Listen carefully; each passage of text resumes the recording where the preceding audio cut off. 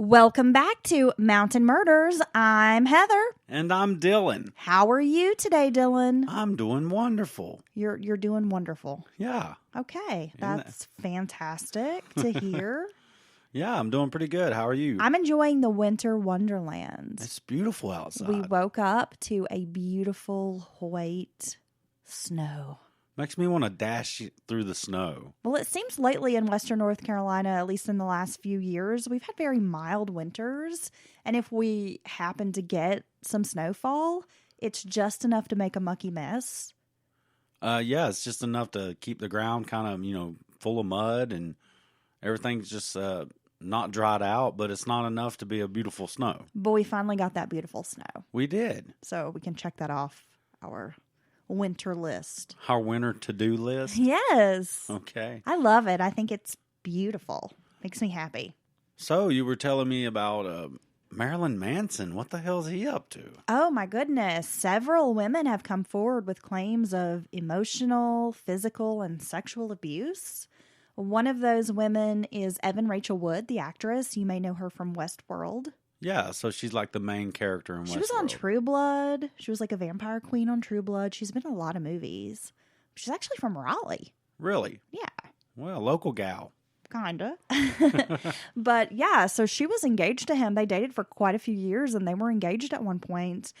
And she's been very vocal in the past about having suffered, abuse and wouldn't name her abuser. And then for whatever reason, she's decided 2021 is the year to speak out.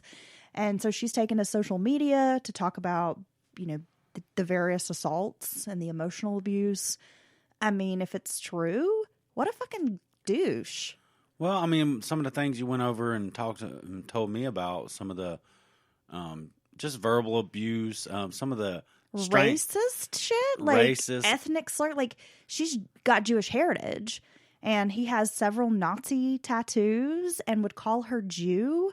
Oh, and would draw swastikas over her bedside table when they were in a fight. Yeah, there's nothing like a little anti-Semitism. Like, what the fuck is up with that? Well, it's pretty shitty. I mean, that's horrible. And some of the multiple girls talked about him going over and over explaining these fantasies that he had about them, like harming them in certain ways, which that would be very, very weird to be around, right? If someone just kept on like, I can't stop thinking about bashing you in the head with this, snow globe or something. Or like lighting your body on fire. Yeah, I want to burn you. I'm just fantasizing about it. That's pretty weird, right? It's strange. I mean, I'm not going to say I'm like the biggest Marilyn Manson fan. There are probably a handful of songs that I do dig. I've always kind of enjoyed his aesthetic, his, thumb in the eye to society, because I'm like that too. But to hear these allegations, it just really kind of makes me feel super icky. Well, I'm very surprised, honestly, because I've enjoyed some of his music. I'm not a super fan either. And he's also always struck me as a very smart individual. Well, he seems very intelligent. When the whole, Columbine, and they're blaming music, Eminem, Marilyn Manson for what these kids have done, I felt like the things he came out and said for free speech and the such, he was very smart and articulate. Well, much like with the Bill Cosby case, multiple women coming forward and they each have similar stories. Right. Which just makes it seem very plausible. But and yeah, I always tend to believe the victims.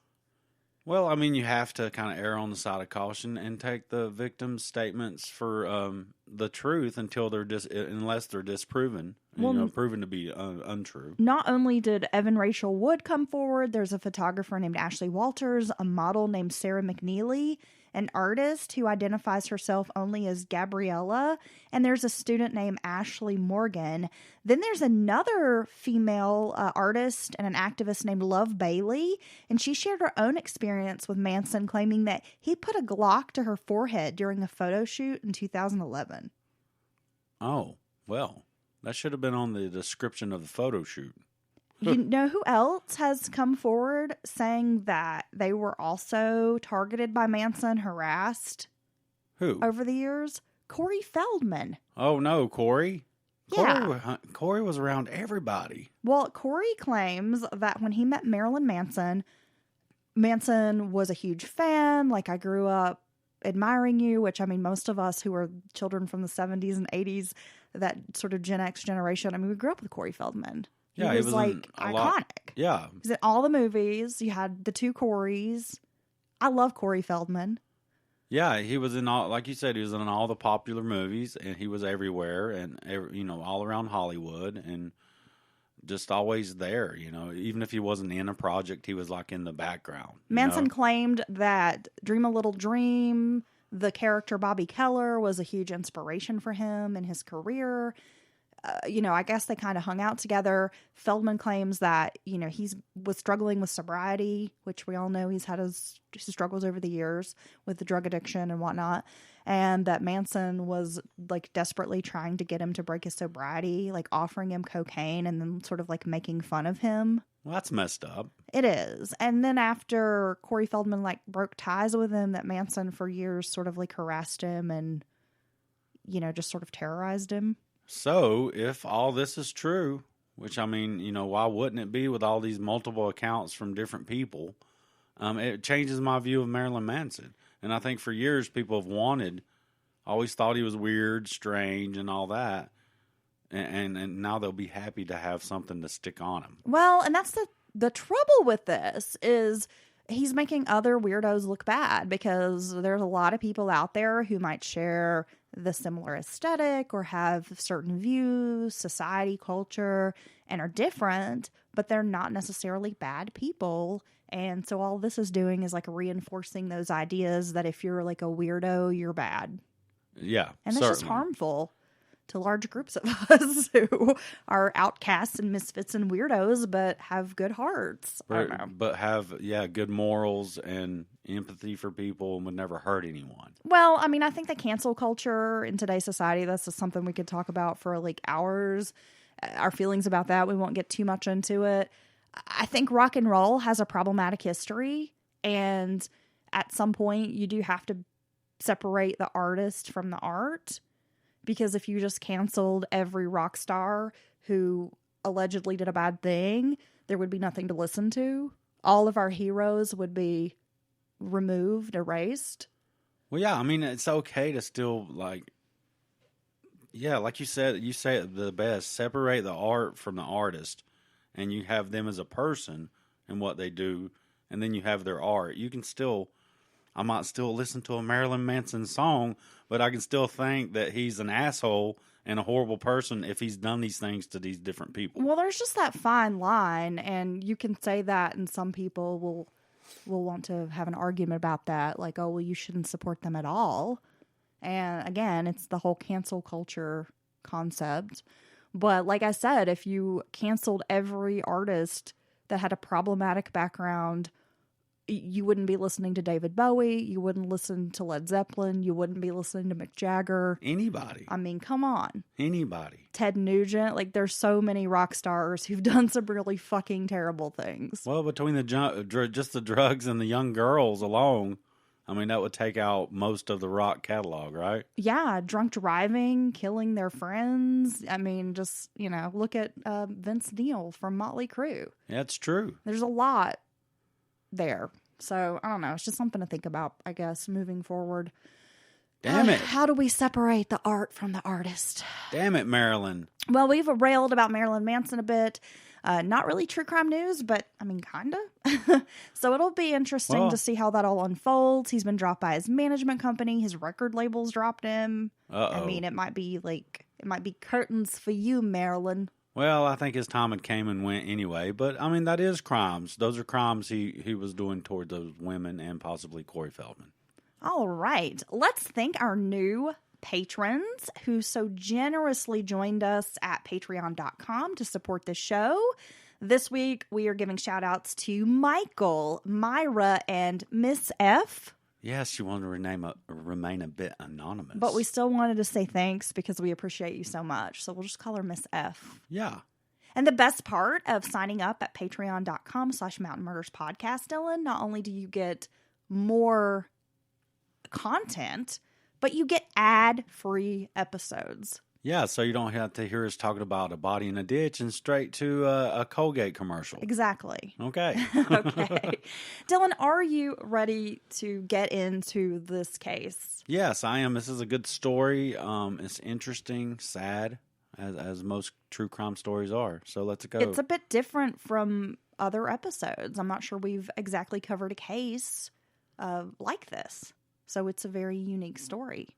Well, let's dive in. Carl and Sarah Collier were one of those picture-perfect all-American couples who married after meeting in high school. Sarah Jenkins, as she was known back then, had been a basketball player who caught the eye of Carl 2 years her senior, so he was a bit older than her in school. Both grew up in rural Cartersville, Georgia. Carl was the youngest of 7 children. Sarah had very humble beginnings, with her parents both working at a local mill. Ooh. Similar to you, Dylan. Mill parents. Mill parents. And they were bringing home just enough money to put food on the table, the basics, the necessities. Oh. Like, they didn't even have a telephone. And that was one of the things when Carl met her. He was like, hey, can I call you? And she said no. Well, he thinks she's rejecting him, but it's because her family didn't have a telephone. You literally can't call me. They didn't have the party line. They didn't have the telephone. Like, they didn't have a way, there was no way. Well, yeah. Well, Right. That kind of sucks. That must be a crappy mill they worked at. When Carl was 21 and Sarah was 19, they wed. Carl enlisted in the Army, serving in the Korean conflict. After his deployment, Carl found work at Ford Automotive Plant in Atlanta. Then he took a job with the Army Corps of Engineers. Then he finally landed a prestigious job with Delta Airlines as a mechanic. And we all know 50s, 60s, 70s, even into the 80s, working for an airline, especially Delta, was like a big deal. Like flight attendants, pilots, I mean, they were like iconic. They were like superstars. Yeah, they were. I mean, really, they had this image of, this is how their life's going to be. And the pilots were all tall and handsome, and the beautiful flight attendants. So and they all had the like amazing uniforms and so color coordinated, put together. Yeah, a little different than our listener story about being a flight attendant in modern day, right? Yeah, that was a good But yeah, one. so even being a mechanic, being any part of the crew that works on or with the airplane, you were kind of, was like people's a like, big oh, deal. you work for Delta? I'm kind of a big deal. I Well, work for Delta. Yeah, I mean, I turn, wrenches. I mean, it's no big deal, but I do it for Delta. Right. Well, the Colliers prospered after Carl gets this job with Delta Airlines. Now, eventually, Carl would become manager at the power plant at Delta's maintenance depot. Well, he sounds motivated and like a hard worker. Sarah worked at a bank. The couple completed their family by adopting Kevin, who was born in 1965, and a daughter named Carla, and she was born in 1967. Now, I'm not sure if Kevin and Carla were biological siblings, or if they were just like, adopted separately, or if they were like adopted together. Okay, but You know they what I mean? adopted them at the same time. Yes. The Colliers were middle class, and they were model parents who lived in a nice brick home on Plantation Drive in Fayetteville, Georgia. So our story is going to take place in the early 2000s, and I thought I'd give you a little background on Fayetteville. Fayetteville in the early 2000s was like a typical Bible Belt town. Small, picturesque Main Street area. Everybody knows everybody. The population was only around 14,000, so not a big town. No, it's not big at all. Though it was only about 22 miles south of Atlanta, it didn't come with the big city problems, at least on the surface. Most families were church-going, with many of the social activities centering around the church life. The Margaret Mitchell Library, which was built in 1948, named after the author, of course, she wrote the famous Gone with the Wind. It serves as the headquarters of the Fayette County Historical Society, where they hold a lot of Civil War and genealogical records. Pinewood Atlanta Studios opened there in 2014. It's owned by the Pinewood Studios of London. It's the largest film and television production studio in the U.S. outside of California. The studios produce many large films like Avengers Infinity War, Avengers Endgame, and Thor Ragnarok. Whoa. Right? So it's located there. So is that why you often see filmed in Georgia? It was likely these bigger projects there at this Pinewood Studios, right? Yeah. Wow. It was the kind of place where anyone different would definitely stand out. And those who were quote unquote unique might not easily be accepted. And we see that quite a bit in small towns, especially back in the day. Yeah, it's true. I mean, I think people are a bit more open-minded about things now. But even in the early 2000s in small town America, there were problems. Yeah, even if they're not more open-minded now, it's almost like they know. I mean, just things are changing. More people express themselves if they want to express themselves in a unique manner. But yeah, it's almost like that. Even if they're not open-minded, they've just accepted that it's going to happen. Right. And they're not as vocal. There's not as much pushback. Well, I mentioned that because that's going to be an issue that kind of comes into play with our story today. Kevin excelled in his schoolwork and had taken a keen interest in music, which the Colliers nurtured by involving him in various music worship programs, paying for lessons. Carla, however, was quite the opposite of her brother. She had no interest in schoolwork and was rebellious, even called a wild child. By the time she was a teenager, Carla was pushing boundaries. She was skipping school, smoking pot, drinking, and having sex. Sarah was an old school kind of woman, and she did not condone her daughter's permissive attitudes about sex and boys. When Kevin went off to college at the University of Georgia, Carla's relationship with her parents continued deteriorating. She had knockdown, drag-out fights with them, ran with a bad crowd. By 10th grade, she dropped out of school and ran off with a boy named Gene Harvey. So she just was out. She's had enough. Deuces. I'm going to do what I want. Been kind of a troubled child for some years. Well, it seems like they got Kevin on the one hand, who, meets all their expectations. And then Carla's on the other end of the spectrum. So that'd be kind of tough to deal with. And these are both your adopted children. And for the Colliers, I mean, they're a very active church family and, very God-fearing people. So they just viewed Carla's behavior as sinful. I mean, this just stood against, it was like everything they were against, the things she was doing. And they just couldn't understand why she was like this. I mean, she'd grown up in the same home with Kevin, but for whatever reason, she just had that rebel spirit, I guess. The pair ended up in California. Gene and Carla had a tumultuous relationship marred by drug and alcohol abuse. Gene was also prone to criminal activities. He even stole Kevin Collier's identification for a while. Oh, no. Which landed him in jail. So he stole her brother's identification? Yeah, it was like his ID? Yeah, it was like posing as her brother. What? Okay, man. Kevin had to clear his name. I mean, he had to take a lot of steps to get loans removed, criminal charges against him. Well, that's a shitty thing to do to someone, especially your woman's brother. Right. So, I mean, I guess that just kind of shows how Gene operated.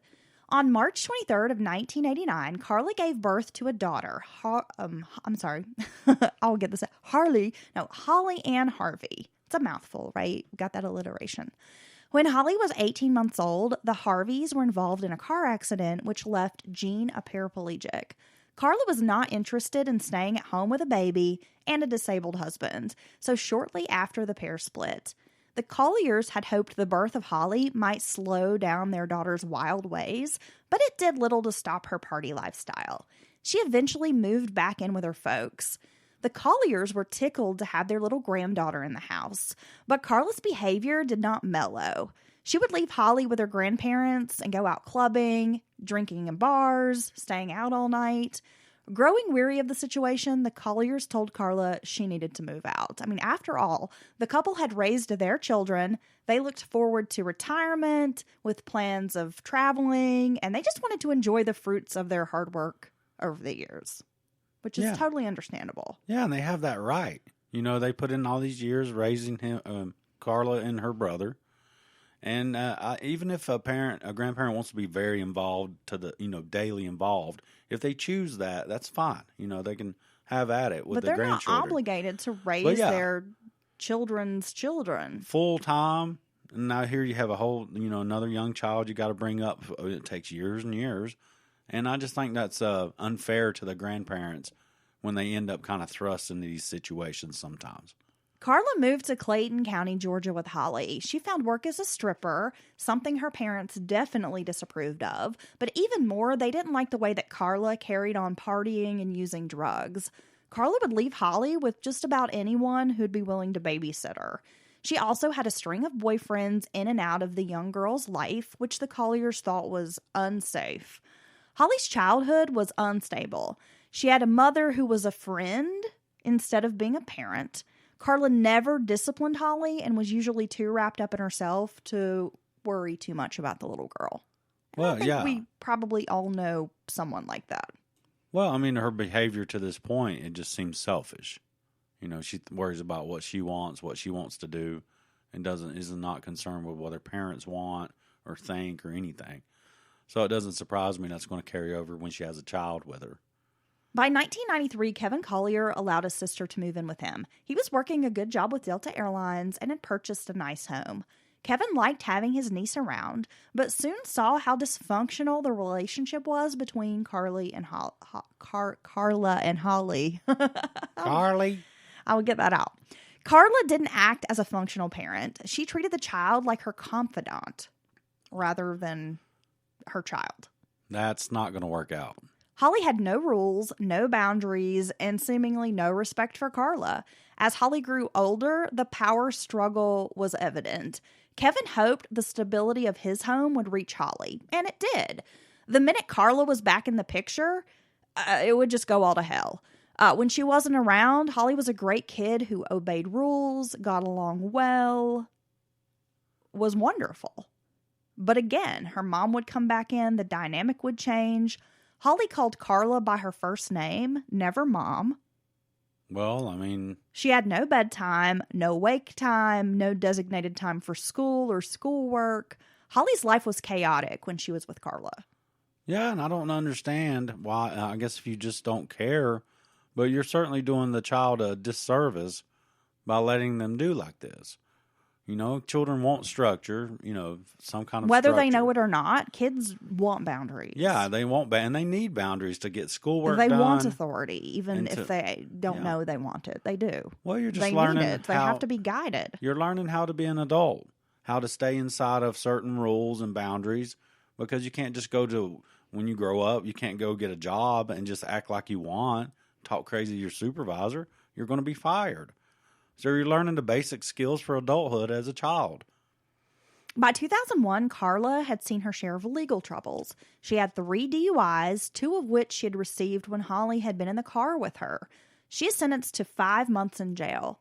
Holly stayed in her uncle's care during this time and thrived. She got along great with Kevin, and when Carla rejoined them, again, things went all to shit.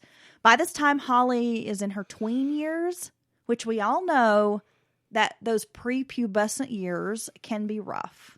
Yeah, and it's not like Holly has some kind of internal issues that where she can't, because she gets with someone who's stable, be it the grandparents or her Uncle Kevin, and she does fine.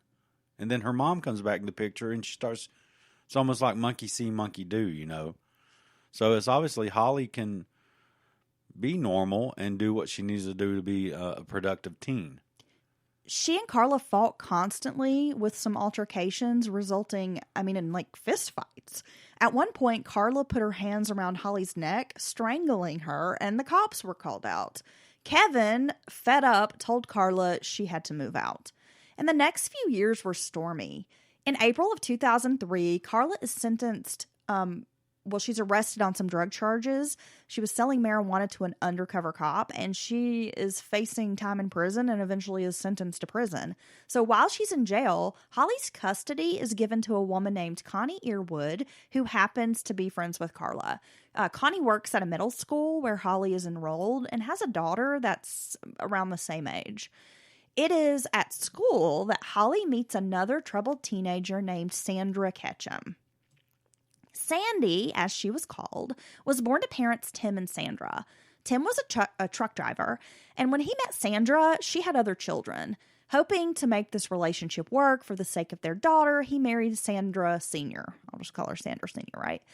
But she wasn't exactly interested in being a mother. She wanted to go out at night, sleep all day, Family and child services had to be involved because baby Sandy had horrific diaper rash and had to be taken to the hospital.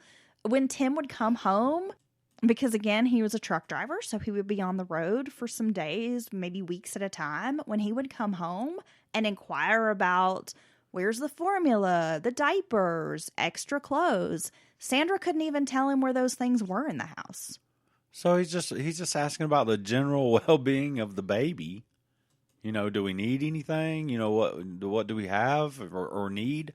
And she doesn't know where those daily items that you use to care for a child are. No, and if she doesn't know where those are, you can imagine she's probably not the most on top of things when it comes to caring for this child. Well, that means she's not caring for the child. I mean, really, She would leave Sandy a lot, clearly neglecting the child. When Sandy was about 15 months old, Sandra called Tim and said, "Come get your daughter." Left an address where the baby could be picked up. He arrived at a house to find the child with strangers and no sign of her mother. Can you imagine? I would be pissed. Someone calling, "Hey, come pick up your kid." You go to this house, strangers have your daughter. You're not sure how long she's been there, and there's no sign of the child's mother. No. I would be infuriated by this. That would not work. Well, he eventually gets full custody of Sandy. Sandra was ordered to pay $35 a week in child support, but never did. She never maintained a residence or a job long enough, so serving her with legal papers was nearly impossible. Tim then married a woman named Mary, and the pair were deeply in love and seemingly had a good relationship. She had a child from a previous marriage, and together they had a happy family until Mary suffered an aneurysm. After that, she started having seizures, like, all the time. Her mounting medical debt put them in a tailspin. Young Sandy was at home with her stepmother and would witness these seizures, and it had a big impact on her. Well, seizures are a tough thing to deal with. Finally, Mary suggested they divorce because of the financial burden after she became an invalid. And it wasn't that they divorced because they weren't in love with each other. It was just this catastrophic medical situation. And that's a shame. That happens to this day. Families bankrupted but just because a family member got sick. Yep. And I don't think it should be like that. Then Tim met a woman named Tracy, who on paper seemed like a catch. She had a good job, a child from a previous marriage. The pair married and had another daughter named Peyton together. And in the beginning, Tracy went out of her way to be good to Sandy. But once they were married, her attitude changed. She made clear differences in the kids. Sandy became sullen, withdrawn, and complained of her stepmother's physical punishments. One day, Tim came home from work early to find Tracy beating Sandy. Well, I don't think you should beat a child for one, but not against a little pop on the butt for a little, if they've done something extraordinarily bad. And also treating the children differently, I think is a very wrong and messed up thing to do, because that can really give kids like complexes when they're openly treated. She ran away. Right. Sandy just couldn't deal with her stepmother, and she said that her stepmother had hit her in the head with fists. He left his wife after this. You can't blame him. Well, like any good dad should, right? In that situation. But then he suffered a hernia, needed surgery, and was out of work for an extended period. He couldn't catch up on bills or pay child support, so Tracy told him to sign over rights to their daughter Peyton and that she wouldn't ask him for money. Okay. And just sort of feeling like he didn't have much option at this point, it was like, I'm out of work, I'm sick, I'm dealing with my own health issue. If I don't pay child support, I'm going to go to jail, and then both of my kids will not have a dad. I mean, he kind of was in between a rock and a hard place. Yeah, it sounds like it. So I'm not going to really judge him on that. Sandy was really sad. I mean, she missed her little sister. Here they are again in a situation with like financial strain, which even if kids aren't aware that there's money problems, that stress, kids know when parents are stressed out. Well, and just the fact that the money problems are going to affect them anyway, even if they don't know that's what's happening. You're not able to do anything extra. You might not have certain foods in the refrigerator. You might realize you're kind of eating the same thing over and over. Well, your dad's out of work. Your dad's out of work. He's not well. He's recovering, having had surgery. Also, probably a bit depressed about everything going on. So, I mean, yeah, that could be tough. And just the divorce itself, and having been in this home where you're being physically abused by your stepmother. That's a lot. It is. Sandy, who had once been a sweet, loving child, seemed to change into a very quiet, like almost strange kid. Then Tim met Beth. Now, Beth had a solid job as like a home health nurse and immediately took to the mother role. She treated Sandy like her own daughter. And for once, Sandy seemed to have a mother figure who actually wanted to be her mother and take care of her. But by the time Sandy started Fayetteville Middle School, she was going down a certain path. Sandy dressed like a tomboy, often wearing baggy jeans, boys' clothing, long-sleeve t-shirts that covered up her body. She was super quiet. At school, she was bullied for being a lesbian. She started hanging out with, that quote-unquote bad crowd, skipping school, fighting, and using drugs. Sandy was incredibly smart, though. She was the kind of kid who never cracked open a book, but still pulled A's and B's. Oh. And Beth couldn't understand why a child as intelligent as Sandy would throw away this kind of potential. Like a lot of teenagers, she was moody, but her behavior became erratic. She ran away several times. She got caught with drugs at school on 3 different occasions. Finally, Beth and Tim put her in a rehab program. And I should also mention that Sandy was a cutter. So there was some self-harm as well. Yeah, she had over 100 scars on her body from where she had been self-harming. And that was another reason they figured out that she always wore the big baggy clothes, long sleeve shirts. To cover up where she's evidence of her doing self-harm. Yes, that's exactly why, Dylan. Yeah, and the answer is always the same when people are asked why they're a cutter. It's they have some internal pain, and that helps in their mind release that for the moment.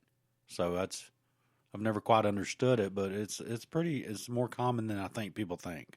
Yeah, you're probably right about that. Let's go ahead and take a quick break, Dylan, and we will be right back. And we are back.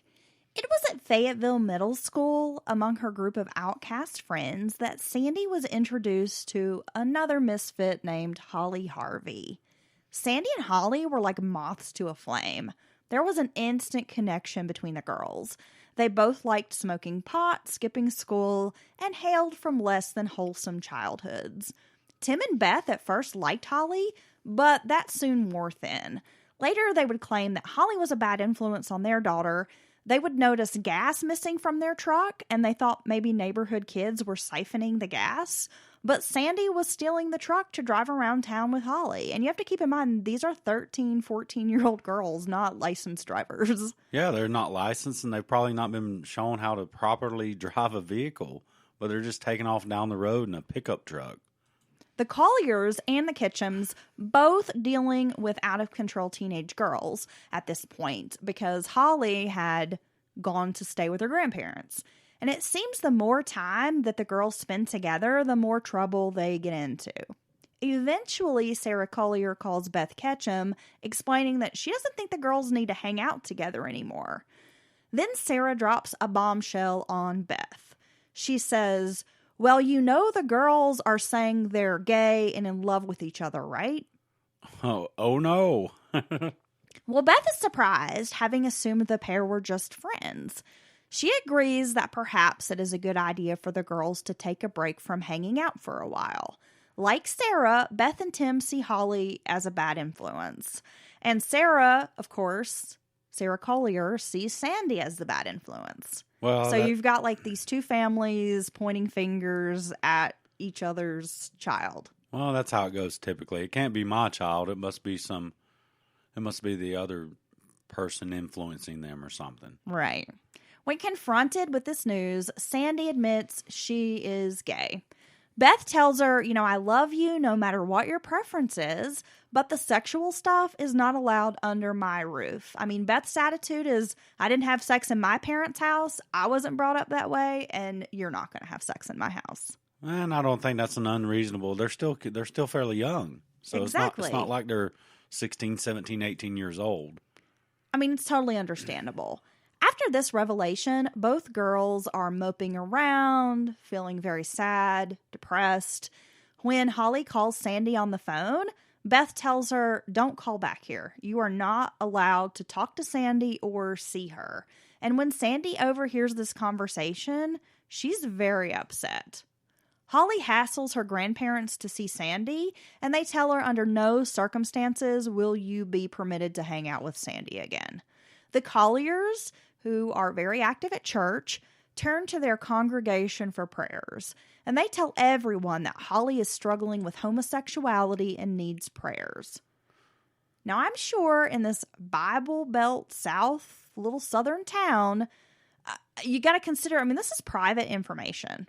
And her grandparents are revealing this to all these people at church. And Holly probably feels embarrassed and betrayed. Well, yeah, it's fine to be, lean on your fellow parishioners for, support, emotional support, or a little bit of advice here and there. But that is a very personal thing. And that's not really something I think you should get up and talk about. Well, her private sex life is being broadcast to strangers. Yeah. And on top of that, they're gossiping about it. You know how it is about, especially back then, when someone's gay or whatever. So, yeah, that'd be a lot for a young girl to have to deal with. Well, yeah, I imagine that's got to make her feel some type of way. And Sarah scolds Holly and tells her, "You're just like your mother, and you're going to end up just like Carla in jail. You're a slut. You don't want to be like your mom, but you're headed down that path." And that's never a good thing to say to a kid. No. The isolation from, her best friend, it really only increases Sandy's level of anxiety and depression. She begins making more cuts to her skin and goes deeper and deeper each time. She has a fascination with knives, and that's mostly what she uses to cut herself. On June 10th of 2004, Sandy is outside playing basketball. And when Beth goes out to take her a bottle of water, the girl is gone. And in the meantime, Holly has disappeared too. To my understanding, the teens are gone for about 4 days. And when they are finally located by law enforcement, they're in Griffin, Georgia, a town where Sandy's biological mother lives. So they took off together? They take off together. Well, yeah, so they're isolated away from each other, and they feel like that's the only person who gets them, and they can't talk to each other, lean on each other for support, or even be together, because it sounds like they're in a relationship. So, yeah, I guess that's all they can think about is being together with each other.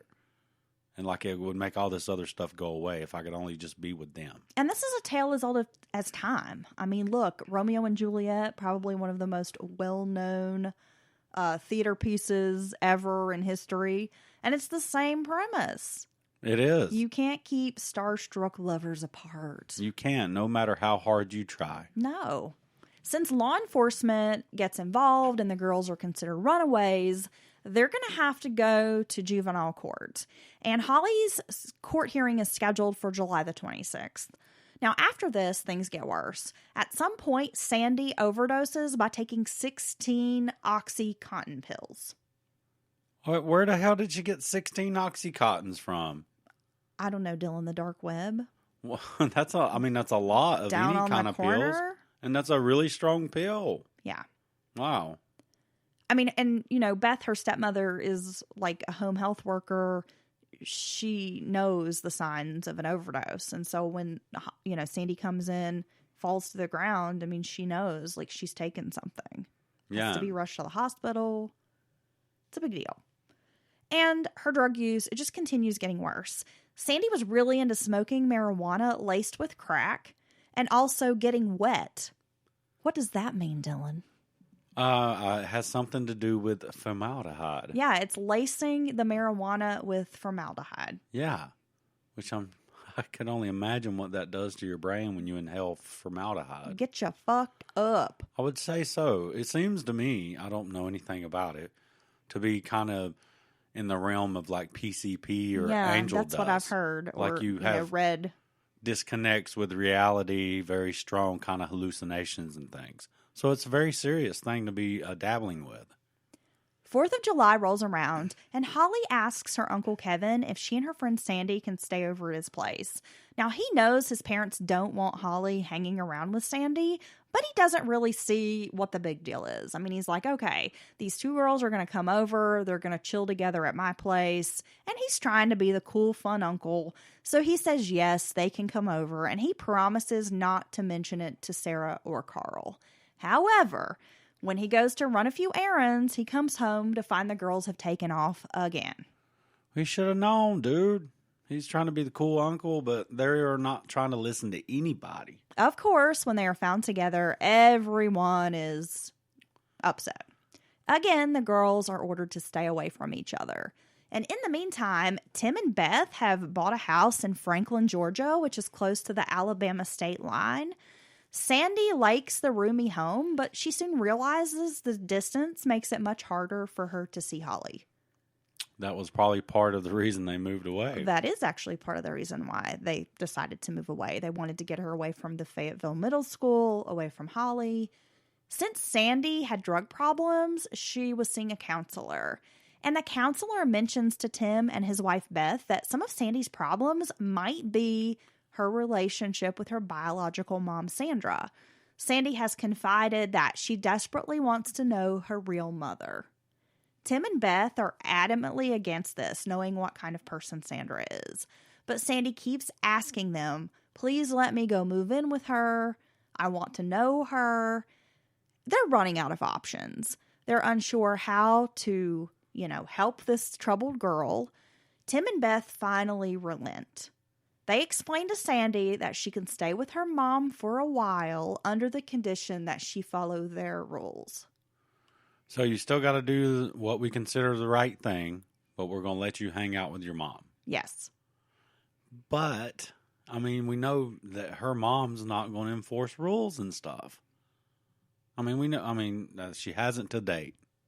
When the Ketchums drop Sandy off at Sandra's house, they are blown away by the conditions. It is unsanitary. Dogs and puppies everywhere, a strong smell of urine and feces. The house is stacked with trash, junk piles. The room where Sandy is going to stay is unpainted. It's littered with garbage and just piles of stuff. Sandra has 6 kids by different men, and she has none of the kids in her custody. Well, unfortunately, that shows right there that she's either not willing or not capable of raising a child. Not mom material. No. And as the child, I would be like, I don't want to stay here. I thought I wanted to stay with my mom, but this is nasty, and I don't want to stay here. Well, the Ketchums are also uncomfortable with Sandra's questionable boyfriend. Beth asks her stepdaughter again, are you sure you want to stay here? But Sandy insists that this will make her happy. As a parent, you want to make your kids happy, but I'm not sure I could leave my child in those filthy conditions with a person I just know I can't trust, regardless of whether my kid wants to do that or not. Yeah, I just don't feel like in good conscience I could. It just seems like a recipe for trouble. Well, it is. Maybe that's in Sandy's mind what she's up to this whole time. It's not so much about going to see her mom as it is like being able to do what she wants to do. Well, I think you've hit the nail on the head, Dylan. Exactly. Beth and Tim lay down the law with Sandra about what's going on with Sandy. Together, outlining the rules, Sandy is not allowed to see Holly Harvey under any circumstance. Sandy is not to use drugs, drink alcohol, or be unsupervised for her own safety. Beth explained that Sandy was on probation and gave Sandra a list of dates, different appointments. She told Sandra, Sandy's life is in your hands, and you better not let anything happen to her. On July 26th, Holly had a court hearing for running away. She was accompanied by Carl and Sarah. A judge ordered that Holly submit to random drug screenings and not associate with Sandy. So now she has a court order. Well, that's pretty bad when the judge tells you can't do go not around. have anything to do with this girl. Well, yeah, but they just keep getting into trouble. They keep getting into trouble together and insisting on seeing each other. And I think sometimes it's hard for teens to realize, look, I'm 15, whatever, going on 16 maybe. I'm going to be 18 before long, and then I can be an adult, and no one can tell me what to do. It's almost like they think life's always going to be like this, like having to follow people's rules and things, and they just can't wait to be their own person. Well, that's exactly what it is. And I mean, you have to consider they're teenagers. Their brains aren't fully developed. They don't understand long-term ideas. Right. Concepts that, hey, you're not going to be 15 forever. Like, this is a very temporary piece of your life. Yeah, or if they had just kind of followed the rules along the way as they were outlined for them, they would still be allowed to see. See, that's the thing. It's not like you're these star-crossed lovers and the world's tearing you apart. You kept getting into fucked up situations when you hung out together. Right. So, I mean, it's your actions, and you got to take responsibility for that. But, of course, kids don't think like that. That's an excellent point, Dylan. But, yeah, you're the reason that you're not being allowed to see each other. You're being your own worst enemy. Exactly. Well, she had to attend a 3-week program called Breaking the Chains, which helps troubled teens learn to make better life choices. She also received 3 months of probation. After the hearing, Holly stormed outside and immediately lit a cigarette, which she put out on the hood of her grandfather's truck. Yeah. Carl exploded. He grabs Holly's arm and he tells her he's going to stroll her right back into court and they could keep her for all he cared. I would ask you, who the fuck do you think you are? Well, I think in Carl's roundabout way, Dylan, that's the sentiment he is trying to express. Yeah. But maybe with not those exact words. No, but being a religious man, that's about as tough as Carl could get with the words. Yeah, and people describe Carl as like, he wasn't really super hands-on. Like, he was a quiet man and mostly let his wife handle the issues with Holly.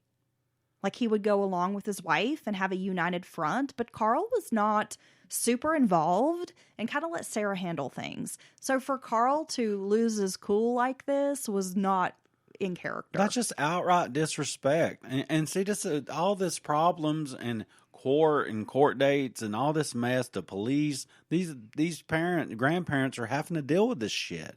It's just constant. I'm sure it's cost them money somehow. And it's just like, after a while, you're just like, just stop, I'm supposed to be retired. And here I am going through all this, worrying nightly what she's up to or if she's okay. I mean, damn, he probably just wants a break. Sarah tried to calm her husband down, reminding him that they'd all been through a lot that morning. It was then that Holly told her grandparents, I'm going to kill y'all. Oh. The next day, when Kevin Collier was helping his father with their painting business, the elder told his son what had happened.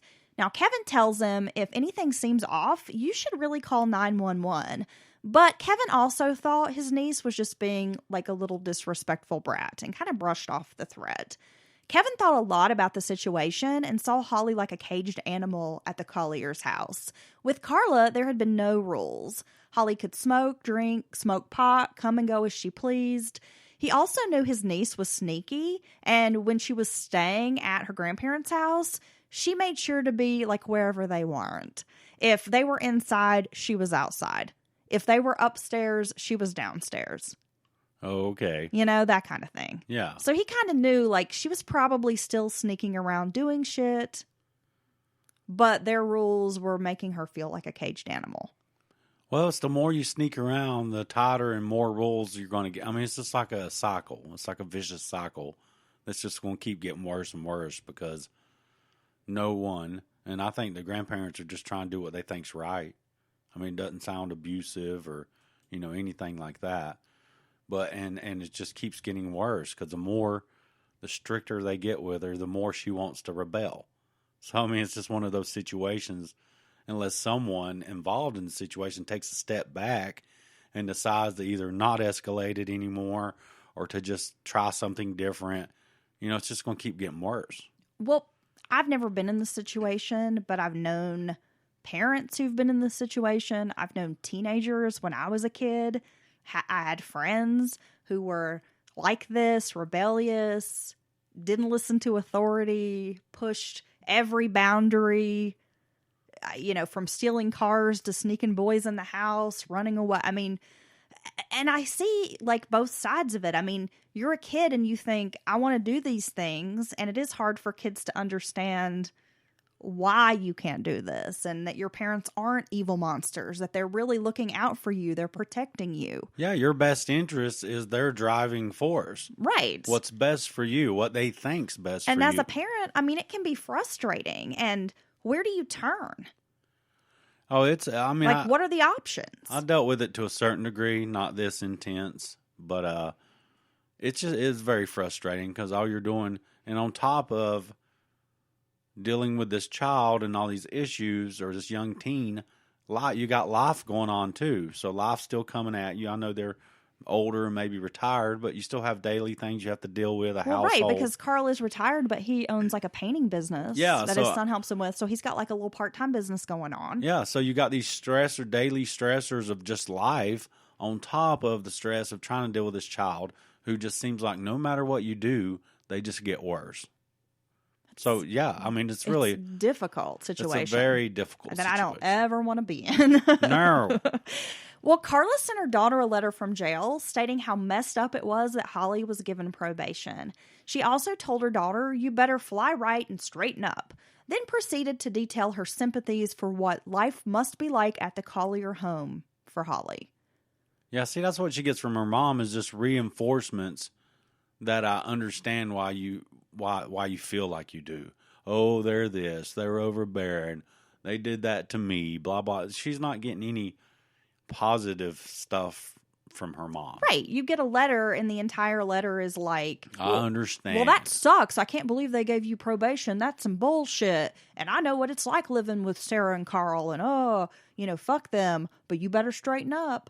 I mean, what takeaway from that letter do you think a kid is, like, what are they going to take away from that? Yeah, they're going to be probably not the part about, like, I need to get my shit right. The one line about I better straighten up, or the 20 lines talking about you're right, I understand how you feel, and they're assholes. Right. Yeah. So as you can see, this just is, like, not going to go well. Meanwhile, the minute the Ketchums are gone, Sandy starts doing whatever the fuck she wants. Sandra disregards everything they have told her. Sandy wrote Holly a letter on July 31st, venting about everything that had happened. She told Holly, I love you so fucking much, it drives me crazy not to be with you every day. I mean, damn, what do I have to do? She also wrote that it was 4:40 a.m. and everything felt like slow motion as she'd been taking drugs and drinking like all day and all night. Well, that's not good. On Sunday, August the 1st, Holly called her friend Brittany. They wanted to hang out, but didn't have anyone to drive them, like, to one another's houses. Then Holly told her friend how much she hated her grandparents, and living with them was a nightmare. On Monday morning, Kevin met up with his dad, Carl, to paint a house in Fayetteville. They worked until noon, and then Kevin had to clean up and go to the airport for his job with Delta Airlines. Sarah was planning to leave the following Monday, August the 9th, for a vacation to Hawaii. Really? Ooh la la. Well, I'd be concentrating on that. She had been reluctant to go and leave Carl at home with Holly, but he encouraged her to take some time. Like, you need to go on a vacation. This is a very stressful situation. A break would do you some good. Carla was supposed to be getting out of jail in a month. Sarah was looking forward to her daughter, assuming parental responsibilities for Holly, and she even confided in friends that Holly was killing them and that the couple was absolutely exhausted. So at this point, they're like, we don't even know what else to do. Yeah, at this point, they're just like counting down the days to like, this kid is out of there. She can just go back with her mom. Yeah. Like we've tried. Yeah. And we've tried, and it's not worked.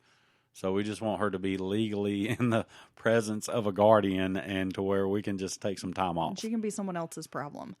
Well, around 3:30 p.m., August the 2nd, Holly phoned a friend asking her, please come pick me up. Amanda, who is Holly's friend, explained, I'm a kid. I can't drive. I don't have a car. I don't have a license. She's like, I don't know how to drive. And Holly tells her, I really need to get away from this house. About an hour later, Sandy called her friend Samantha asking if she knew where to get a gun. Oh, no. Now, Samantha tells her, no, of course not. Then asks, why do you need a gun? Sandy said, so I can take care of business.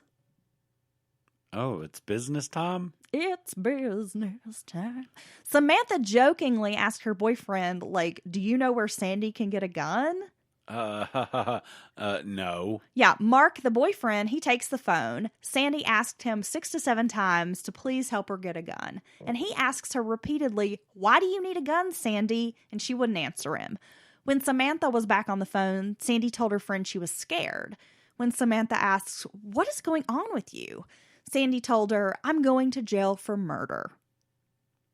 Damn, what would you say if your friend was telling you all this? Well, Samantha told her friend, don't do anything stupid. Okay, that's good advice. And then they end the conversation. Yeah, just chill out because you're kind of freaking me out. And, yeah, don't kill anybody and just relax, bruh. And hang the phone up. Take a breather. Take a breather. Take a long walk outside. Do some yoga. Go find a bird to watch. Yeah, read a book. Calm the fuck down. Chill out. Do some hip hop dancing or something. Yeah, but a gun's not going to improve any of this, right? I mean, it's not going to improve the situation. Well, and I imagine when you're like 14 and your friend is asking you this, you probably think it is some kind of a joke. Like, to a degree. Like, okay. Yeah. In the early evening hours, Sarah Collier got a whiff of a familiar aroma wafting up from the finished basement where Holly's bedroom was located. Holly had been in her room all day with the door locked, blasting loud rock music. When Carl got home, Sarah asked him to follow her downstairs as she smelled marijuana coming from Holly's room. They agreed they'd knock on Holly's door under the guise of gathering some luggage for Sarah's upcoming trip, which they had stored in the closet. So they just want to go in there and look around. Yeah. When Holly let them inside, Carl goes to the closet and begins rummaging around for the suitcase, and that's when he hears his wife let out a scream. What happened? Carl turned around to see Holly standing by her bleeding grandmother with a boning knife in her hands. Carl and Sarah tried to pin Holly to the bed, grabbing for the knife. Holly shouting, "Aren't you going to help me?" That's when Sandy Ketchum jumped up from behind Holly's bed. The four wrestle around. Carl is slashed and bleeding, but manages to break a run for it and starts heading upstairs. He picks up a phone in this kind of like area between the living room and the kitchen, but Holly is hot on his heels and she cuts the phone line and continues wailing on Carl with the knife. Man. He goes into the kitchen where he's trying to fend off his granddaughter. He staggers around the kitchen island and leaves a trail of blood. Holly is repeatedly stabbing him, a total of 27 times. Then she finally gets him in the neck. And later she will say, it felt like a bucket of hot water being poured on me. So she caught a main artery. And that's when he finally collapses and just doesn't get back up. Now, Sandy is downstairs waging an attack on Sarah. The elderly woman is able to get to the bottom of the stairs before falling down. And Sandy stands over her watching blood pour from these various wounds. It is around 5 p.m. that Holly calls her friend Amanda once again, this time asking for some drugs. And then, hey, do you have our dealer friend's phone number? Man, that was a horrific attack on two unsuspecting elderly people. Yes. Your grandparents. Gosh. I can't wrap my head around that. I know, I love and it wasn't my even, grandparents so much. I could never imagine doing anything to hurt my grandparents. The only time, and I still wouldn't condone it because you could seek help other ways, I would understand more is if there was some horrible abuse or molestation for, over and over or something till the point where you decided to defend yourself and you do it in the ultimate way by, killing them. That I kind of understand, makes sense to me, but this, for these reasons, it's totally ridiculous. Yeah, I mean, like I said, I could never imagine hurting my grandparents. No, it's some old folks, and they ain't done nothing but try to take care of you. You might not agreed with their methods, and maybe they're overly religious or something for you, but still, they've done nothing but try this whole time to raise you. Well, they're the one constant in your life. Yeah. Between her grandparents and her Uncle Kevin, they're like the one, the few people in her life that give a shit about her, it seems like. Yep. And really do have her best interests in mind. So she's calling around asking for drugs. wants to get some drugs. She then calls 2 other friends and tells them, you guys got to watch the 10 p.m. news. There's going to be a huge surprise on the news. See, they're damn kids. Because it's just not a good idea to start advertising when you just murdered 2 people. That's what it was. It was murder. In the evening hours, Sandy phoned her childhood friend Sarah Polk, saying she needed a place to clean up. She claimed that she and Holly had been jumped. Okay, yeah, we've been in a street war, so we just need to come by and use your sink for a little while. Warriors, come out and play, right? Yeah, I watched that movie for the first time not long ago. I didn't realize I'd never seen it. Yeah, you were like digging the various costumed gangs, right? It was just the right amount of cheese. It was pretty good. Yeah, it's a movie that maybe doesn't quite stand the test of time. No. But the nostalgia will always be there. It's true. If you don't know what we're talking about, you've got to watch the 80s movie. I think it came out, in 80, 81? 80, 81. Called The Warriors. Oh, I see. That's it's on the thing. Amazon Prime. Is this part of pop culture? So even people have heard that reference so many times. Right. So yeah, they were involved in like a Warriors type sharks so and jets they're claiming street fight. They've been in some kind of a fight and they need to clean up. So can we come by? Around 6 p.m., the 2 show up at Sarah's house, despite the fact that she had told her friend, do not come over here. Sandy was behind the wheel of a blue Chevy Silverado pickup truck. Holly and Sandy were drenched in blood with a distinct iron smell that Sarah would describe as kind of stinky. They said they'd been attacked, needed to clean up. Sarah goes inside and she brings them out a towel, which they use to wipe themselves down. Both girls are puffing away like crazy on cigarettes.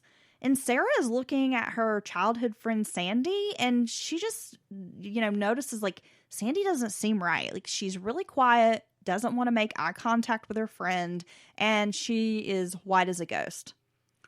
Yeah, have you ever been in a scene or a situation where there's so much blood that you can smell it? No.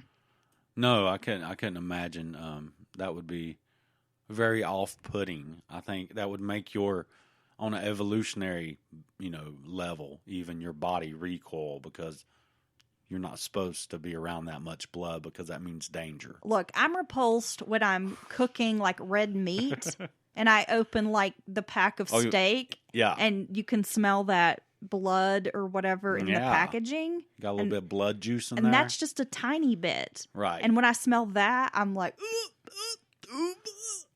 So this would definitely leave a mark on you. Yeah. Okay. Yeah, I don't think this is going to go well. Holly finally blurted out, "We just killed my grandparents." And Sarah describes it. We actually watched a video, an interview with Sarah. And she says Holly pulls up the knife and stares at it. And then is like, "We killed my grandparents." And then turns and grins at her. Yeah, that was pretty...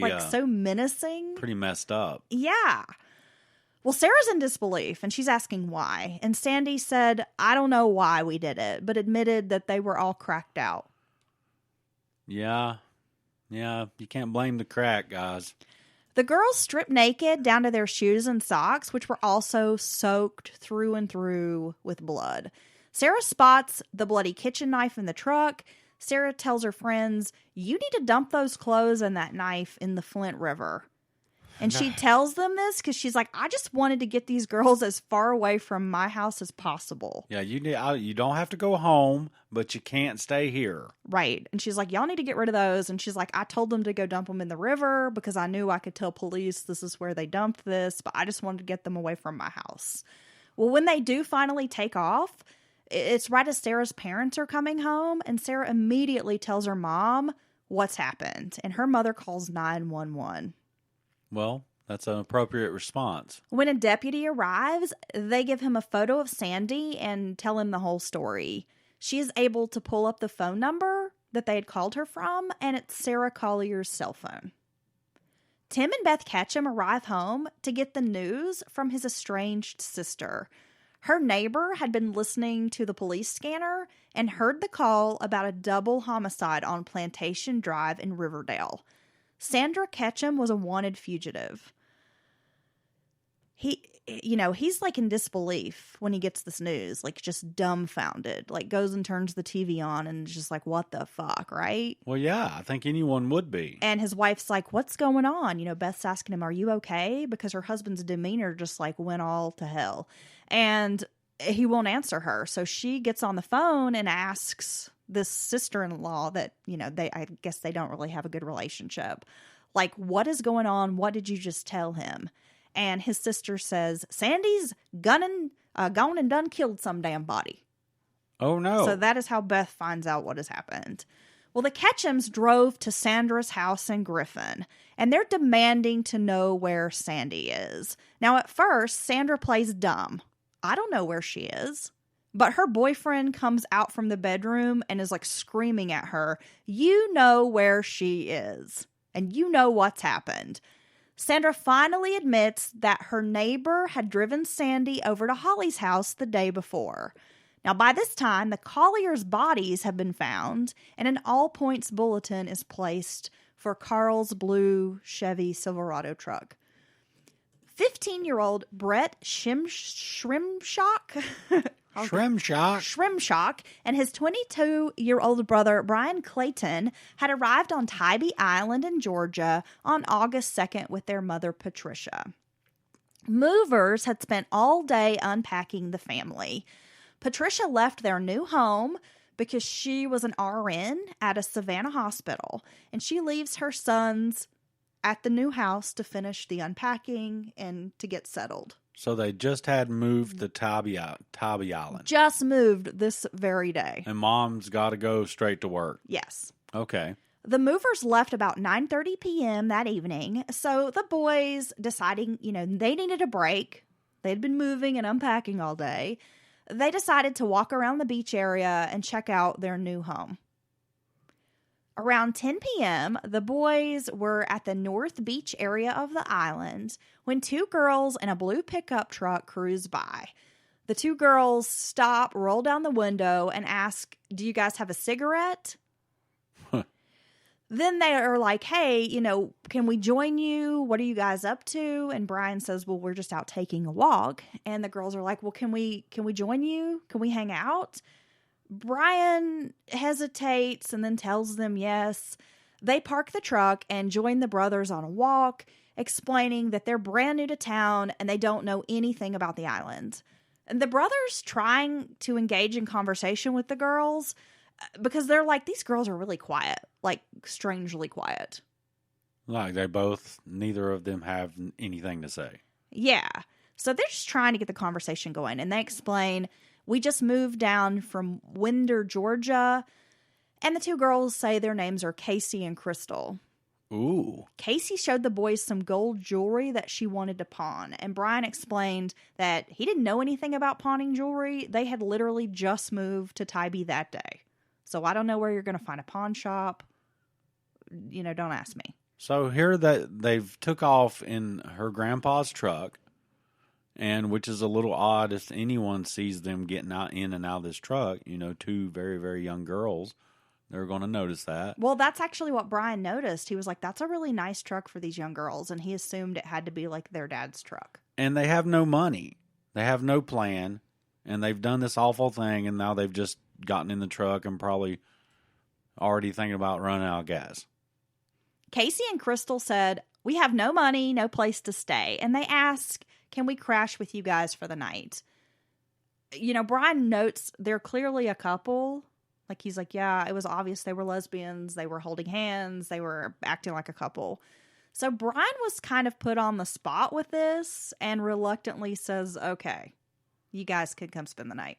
So their moms went to work all night on a night shift, and they're going to let these girls hang out with them. Brian fixes the girls a pallet on the floor, and then he calls his mother. Patricia was like, no, we don't know these girls. They can't stay. This sounds like trouble.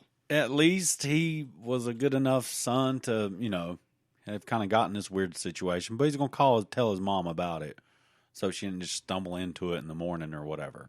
But by the time that he goes upstairs to tell them, like, my mom doesn't want you here, they're already fast asleep. And Brian felt like he just couldn't kick these girls out. So the following morning, Patricia was shocked to see them emerge from her son's room. After a conversation, the woman tells her son, "I smell trouble and I want these girls gone." Well, she wouldn't be wrong on that. She has a brand new cell phone that she needs to activate, and she ends up borrowing the phone from Holly Harvey, which was Sarah Collier's cell phone, in order to call and get her new phone set up. Really? So she sets up her new phone. The girls are just kind of hanging out. They have breakfast, chilling at this house. It was around 11 a.m. that the family hears a helicopter hovering overhead. Casey and Crystal grew really quiet, almost acting frightened. Patricia tells them she's going to go run some errands and kind of hints to her son, like, you need to get rid of these girls while I'm gone. Yeah. I don't want to come home to these girls here. Let's clear them out. Using the cell phone signal, law enforcement was able to pinpoint 3 houses where the girls could likely be holed up. So by now, it's 1:50 p.m. and 18 officers are gearing up for a raid. So they're about to kick in the doors. Brett watched the raids happening on his neighbors' houses from his bedroom window. He sprints outside and asks a detective, "Are you looking for some girls?" The officer is like, "Yes, we are here to find the girls." And he's like, "Oh, well, they're upstairs. They're in the upstairs bedroom." Yeah, they're inside, just in here. He explains, "I just met them last night on the beach. They needed a place to crash. They're upstairs." Holly Harvey and Sandy Ketchum were found in a small bedroom by police. The two were holding each other, scared out of their minds. Both were handcuffed, placed on their stomachs. When Sandy was rolled onto her back, she had a knife protruding from her front pants pocket. Still got the damn knives on them. Yep. Holly tried wriggling out of her handcuffs, and a detective named Jordan told her, "You ain't fighting with your grandma now, so settle down." Yeah, with a knee in the middle of her shoulders. Sandy's police interview lasted a total of 23 minutes. She's just quick to tell him everything. So she's like, well, I mean, yeah, they're not going to be able, you can't hide this. They're not masterminds or of any type. So yeah, what do you expect? Holly's first interview did not go as well. She marches into the interrogation room with plenty of attitude and tells the detective Jordan, "I'm not going to talk to you." Oh yeah, that'll show them. And you know what he says to her? "Good, you little bitch. I don't want to talk to you either because I'm going to send you down the river." Is that really what he told her? Yup. Damn. Housed at the Chatham County Jail in Savannah, a prison psychologist was sent to speak to Holly. She was tearful throughout the interview, admitting that she had killed her grandparents. Holly said her grandparents had been hitting her. She admitted to smoking 15 to 20 blunts a day. Where the hell are they getting all this reefer at, dude? Holly said over the weekend she had been smoking crack. Holly told the doctor that she had been diagnosed with bipolar, but she thought that was bullshit. Sandy's psychological assessment was that she had been high on crack, laced marijuana the night before the murders. She claimed she didn't really remember what happened during the murders because it happened so fast. Sandy admitted to having insomnia and bipolar disorder, for which she had taken prescription, medications. She told the doctor that her stepmother often called her a little bitch and that she would end up just like her biological mother, trash. So it was clear that Sandy had some issues, and they placed Sandy on suicide watch while she was in jail. Well, I think that's a good call. Inside the truck on Tybee, investigators found 2 bloodied knives. A bag of bloody clothing belonged to the girls. They'd made no effort to get rid of these things. Well, that's because they're not even thinking like that. The media, of course, when they hear the story, they take off with it and paint these 2 girls as mini Thelma and Louise types. They're cold-blooded killers, and they use this lesbian angle to make the crime more salacious. I'm sure they did every bit of that. People magazine published a headline, "Killer Grandkid." Detectives were quoted as saying Holly was callous and cocky, and she had laughed when they arrested her. Kathleen Hyde is a professor of criminology, and she says in cases like this with the Colliers, there's a pattern where the kids haven't grown up with any discipline or boundaries.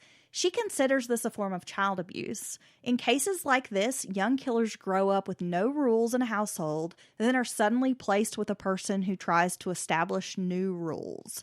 Typically, 1,000 to 1,500 cases a year come up where a teenager commits murder. Really? And often it has to do with this particular dynamic premise of, right. No rules, no boundaries, and then you're sort of, like Kevin described, a caged animal. Well, and that's the way I guess they feel, because all of a sudden they do have these boundaries and expectations and stuff. But I still don't quite see how you make that leap to someone trying to make a good home for you to murder them. Well, typically of those like 1,000 to 1,500 cases of, teenagers committing murders, fewer than 10% of those are usually female assailants. Really? Girls typically don't commit these kinds of violent crimes. It's typically teenage boys. So that's another reason why this was such a shocking story for people. Because it was two girls that killed the one girl's grandparents, and they're lesbians. Right. Ooh. Yeah, this would make some great headlines. I know, who cares? Yeah, does that make it? I mean, really, if it was a boy and a girl, would it be any different? Honestly, two people are dead. Two people are dead, and two people were the cause of it. So, during the investigation, it turns out that Holly had been planning the murder. Sandy practiced stabbing the bed with the knife beforehand to make sure that it was sharp. Holly had a list written on her arm when they arrested her. It said, kill, keys, money, jewelry. All right. So there's premeditation. Yeah. Tim and Beth Ketchum were also greatly impacted by Sandra's involvement. I mean, they lost everything they had acquired during their 4-year marriage, including jobs, their home. Eventually, they had to move in with a relative to straighten everything out, while this, trial was going on. Really? So it totally devastated their life. Yeah. So it's not only were the Colliers murdered and it, affected their family and friends, the Ketchum's life ruined is, in ruins. Wow. Yeah. It's like these kids just did not think of the aftermath of this. And you didn't accomplish anything with this. You didn't get away. You didn't get I guess they thought they were going to get in that truck and drive away and go live together. You got no jobs. You don't have anywhere to stay. No money. I mean, come on. They were just killed for nothing. I mean, not that you should kill anyone unless they're attacking you or harming you. But, I mean, there was absolutely nothing gained from this, not even in the short term. No. Holly is serving a life sentence for murder at Arundel State Prison. Sandy is serving a life sentence for murder and armed robbery at Pulaski State Prison. Carla, Holly's mother, refuses most interviews, but she did tell the press she felt no responsibility for the actions of her daughter Holly. Well, of course she doesn't. Some felt Holly's account of the evening placed a lot more blame on Sandy than she deserved. I mean, she definitely minimized her culpability in this double murder. People saw the two girls' personalities to be completely different in the courtroom. Holly was kind of arrogant, showed no remorse, where Sandy was very remorseful. Sandy has adjusted to life behind bars reasonably well. She earned her diploma, and she maintains regular visits with her parents. She has no contact with Holly Harvey. When asked by our author Kevin McMurray about her feelings for Holly now, Sandy said this: I will always love Holly, but I don't feel for her anymore. I had to bring myself to terms, meaning believing that your crime is not who you are, and I had to try to forgive myself. And I wouldn't do that and still write Holly. So in order for me to move forward and stop living in the past, I had to let her go. Well, I mean, in hindsight, I guess. Seems like she's got a little bit of self-awareness about it, but I don't know. What do you think about that statement? Yeah, I mean, I understand where she's coming from. I mean, I think she's realized, what they did was terribly wrong. And that there's no way she can truly feel penance while still maintaining a relationship with this person. Well, I mean, I get that. That's true, I guess. I also think that it seems, I mean, this is just my opinion, that Holly would have done something like this with or without Sandy's help. But I don't necessarily think Sandy would have gone on to commit a murder. Well, and I think that's typical in these when there's a relationships, a couple, no matter what kind of couple, they kill for whatever reason. I think that's typical, don't you? That one of the group is way more dangerous than the other one typically. No, I agree. Yeah. Absolutely. Yeah, I think that's very common. It definitely seems to me like Holly was the ringleader. She had this planned. Well, and she told her grandparents, I'm going to kill y'all. It was her grandparents. It was her. She come up with this. Well, there was really no plan, but she put in the motion, these events, and she didn't sound remorseful during the trials or in the courtroom. So, I mean, really, yeah, I don't see how you can't assume that she was the catalyst of the entire event. Something that I found interesting after having, completed my research is that Sandy's older brother was a half-brother. He also served time in prison for attempting to murder their biological mother, Sandra, by poisoning her in the early 2000s. And this was before the Collier murders. Really? Yeah. Wow. I guess it brings about that whole argument of nature versus nurture. Well, we had a discussion about that, and you had Kevin and Carla. adopted, brought into the same type of home, and raised. And we're not sure if they were kin to each other, but they were definitely raised in this, certain type of home. And you got the one child who does good and thrives, becomes a usual kind of adult. I hate to say normal, because what's normal? And then you got Carla, who's just off the rails. I'll do what I want.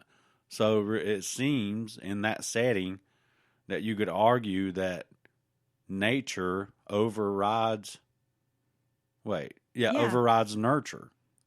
Because she's genetically or chemically predisposed to these types of behaviors in some way, or trauma imprinted on her DNA, which there's a little bit of evidence of that coming out nowadays, where you have this generational types of issues that people keep with them, or mental health issues, things like that. So yeah, I mean, what is it? Nature versus nurture. It seems in this case that nature won out. Well, and if you look at Sandy's mother, Sandy's biological half-brother, I mean, they all seem to have problems as well. Right. So, I mean, I just think it's an interesting discussion. Yeah, it is. If you are interested in learning more about this, one of my resources today is a book by author Kevin McMurray. It's called If You Really Loved Me, 2 Teenage Girls and a Shocking Double Murder. We also watched an episode, and I can't remember the show. I'll have to figure that out. It was, do you remember, Dylan?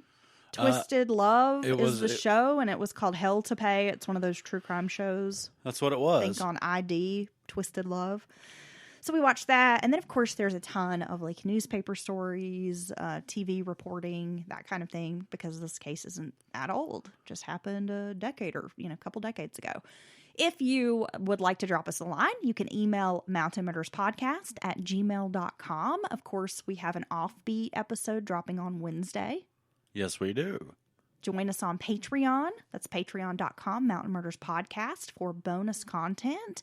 And you can follow us on social media, Instagram, Twitter, Facebook, and TikTok. Just look up Mountain Murders. We're all over the place. And can I ask you one more question before we leave? I reckon. So I saw that these girls are going to be up for parole in 2020. So one already has been, and 2040. Or I'm sorry, 2024. Yes. So fairly soon. Do you think, given their ages and the entire story you just laid out, that they were still juveniles and not that responsible? Because this was premeditated murder in my book, even though they were convicted of something like malice to commit murder. I think it was called malice murder. Malice murder, which sounds to be like a step or two below premeditated or something like that. Yes. Do you think that that's fair? Or do you think that they were fully capable of understanding right from wrong at their ages, and that this was a horrible, horrible murder and that they should spend the rest of their life in jail. You know, I'm on the fence about it. I think if anyone should spend life in prison, I believe it should be Holly. Okay. Because it definitely seems like it was her plan. And she was like the ringleader, okay, if you will. Yeah. She was the leader of this. That's a good way to say it. And I think that Sandy does seem like she's very remorseful for her role in it. She kind of got caught up in... She got caught up in this. Right. I don't think Sandy was the kind of kid that would have gone on and murdered like her own parents or someone else. Like right. if she hadn't met Holly. That's a good way to look at it. So I feel like if either one deserves to be paroled or given a second chance at life, Sandy. Okay. But, I mean, they were young. I have to look at it like they were kids. They do know the difference between right and wrong, but they don't have fully developed adult brains. There's that, but and then you mix in their childhood traumas. I almost feel like... the drugs.